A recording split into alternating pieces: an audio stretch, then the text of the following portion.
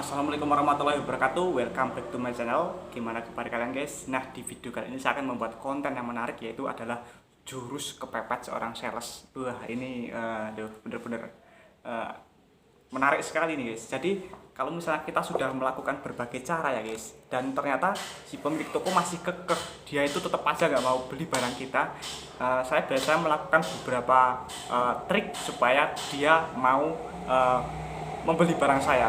Nah, trik ini kalian nanti bisa kalian praktekkan juga, dan saya yakin pasti akan berhasil. Nah, gini guys, pemilik toko atau pemilik warung, dia itu mau membeli barang atau mau pulaan barang itu ada beberapa faktor, yaitu salah satunya adalah, Mas, ini udah masuk TV belum Mas? Udah ada iklannya atau belum? Biasanya dia bertanya seperti itu. Terus yang kedua, dia akan mau membeli barang jika sudah ada yang bertanya di tokonya. Pak, misalnya kemarin saya sempat upload video rokok Dunhill mengeluarkan brand rokok yang namanya rokok sobat, ya nggak?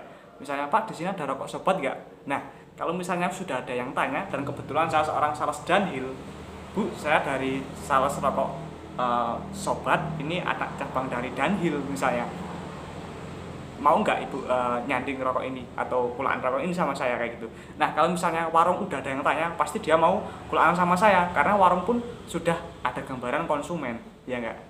Tuh. Terus yang ketiga, warung itu biasanya itu mau membeli barang atau kulaan barang itu yang udah terkenal. Jadi kalau misalnya untuk brand baru itu memang masih mikir-mikir berulang kali, karena ketakutan warung adalah nanti saya bisa beli, saya nggak bisa jual, saya bisa beli nanti nggak ada orang yang beli, kayak gitu. Terus kalau misalnya warung juga kadang takutnya gini, nanti kalau misalnya saya beli, kalau nggak laku bisa dikembalikan nggak Mas? Nah, biasanya warungnya itu sering juga sih ada oknum sales yang nakal, yaitu dia cuma main bom-boman, habis itu nggak pernah berkunjung ke toko itu lagi, kayak gitu guys. Nah, itu yang membuat citra sales itu menjadi buruk di mata para pemilik toko atau pemilik warung. Itu memang bener guys. Nah, saya biasa ada beberapa cara. Yang pertama adalah saya menggunakan sistem tempo atau cash tempo. Nah, tempo itu beda sama titip jual ya guys. Kalau misalnya titip jual, misalnya, Bu, ini saya titip jual, Bu, ini rokok sobat misalnya, rokok sobat, saya titipin 1 slop, ini titip jual. Berarti kalau misalnya 1 minggu saya berkunjung ke toko itu dan baru laku 3 bungkus, berarti toko itu hanya membayar 3 bungkus guys. Yang 7 bungkus kan belum laku, perjanjiannya titip jual. Tapi kalau misalnya tempo itu beda guys. Yang namanya tempo itu misalnya dia mengambil 1 slot, terus 1 minggu saya berkunjung ke toko itu guys. Nah, walaupun rokok itu baru laku 3 bungkus, 2 bungkus, 4 bungkus, tapi kalau perjanjiannya adalah tempo, berarti harus dilunasi guys. Itu bedanya tempo sama titip jual. Tapi banyak yang masih salah paham mengenai definisi dari pembayaran sistem tempo maupun titip jual. Itu beda ya guys. Terus nah, untuk temponya pun kita jangan banyak-banyak guys. Kita cukuplah, misalnya kita membawa brand baru rokok, misalnya ada 5 slop, kita kasih 3 bungkus, 3 bungkus per slopnya itu 3 bungkus, 3 bungkus, 3 bungkus, kayak gitu. Jangan banyak-banyak, supaya modal kita pun nggak stuck. Dan kita tegaskan sama warung, ini bisa tempo khusus untuk pembelian pertama ya Bu. Ini program pembelian pertama memang Bu. Kalau misalnya kunjungan saya berikutnya, pembayarannya harus cash. Nah, kalau misalnya kita itemnya sedikit-sedikit, itu pun juga akan memberikan kesan bahwa rokok kita itu laku.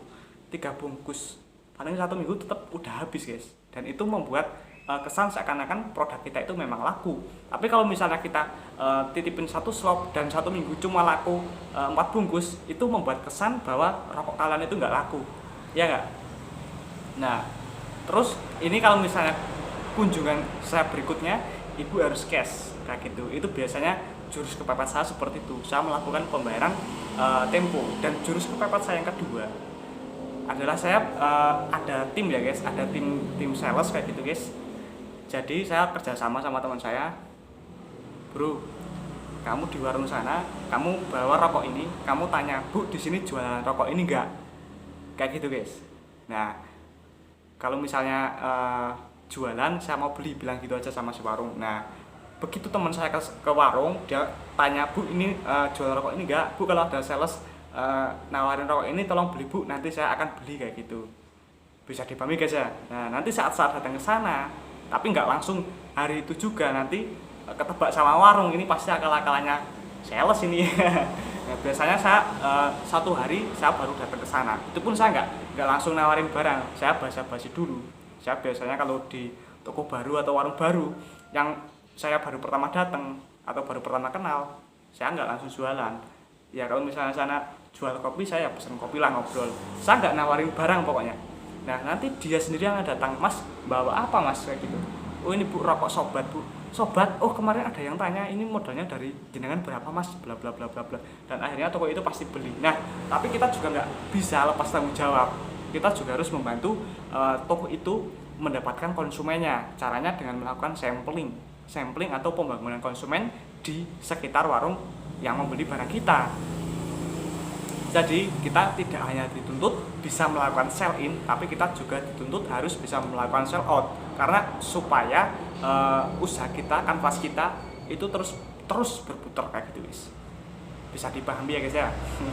Nah itu adalah dua cara jurus kepepet seorang sales. Itu versi saya, versi channel YouTube Sales Magic.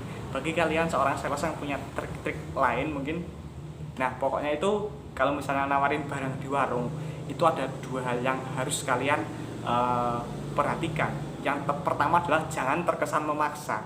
Kalau dia nggak mau, bener-bener nggak mau, atau dia mau tapi duitnya pas lagi nggak ada, jangan kalian paksa. Dan kalian juga yang kedua, jangan terlihat seperti mengemis, misalnya tolonglah bulah, kejar target, nggak usah kayak gitu guys. Jangan merendahkan harga diri kalian. Jadi kita itu harus bisa menguasai teknik yang namanya itu apa ya itu ya. Kalau misalnya tulisan itu namanya copywriting, tapi kalau misalnya ini ya istilahnya teknik kita berjualan, tapi seakan-akan kita itu nggak berjualan gitu guys. Misalnya kita bisa bilang, wah bu, kopinya enak bu, ini saya rokok sobat enak banget ibu di sini. Ini kalau misalnya rokok sobat saya kemarin di warung sana bu, di daerah kecamatan sana itu belinya banter banget bu. Ada yang satu warung satu bal, belum satu minggu udah WhatsApp. Nah kita sebenarnya nawarin barang, tapi seakan-akan nggak nawarin barang, dan dia sendiri yang akan mengejar kita. Jadi buatlah konsumen atau pemilik toko itu yang mengejar barang kita, seperti itu guys. Oke, semoga bisa dipahami video saya kali ini. Terima kasih banyak ya guys, kalian sudah mau menonton video ini sampai habis. Kalian luar biasa sekali guys. Nah, saya juga akan mengucapkan terima kasih bagi kalian yang sudah subscribe dan masih setia menunggu channel-channel dari channel YouTube Sales Magic ini. Oke, akhir kata guys, kita menjadi luar biasa saat kita berpikir bahwa kita bisa. See you next time, sampai bertemu di video selanjutnya.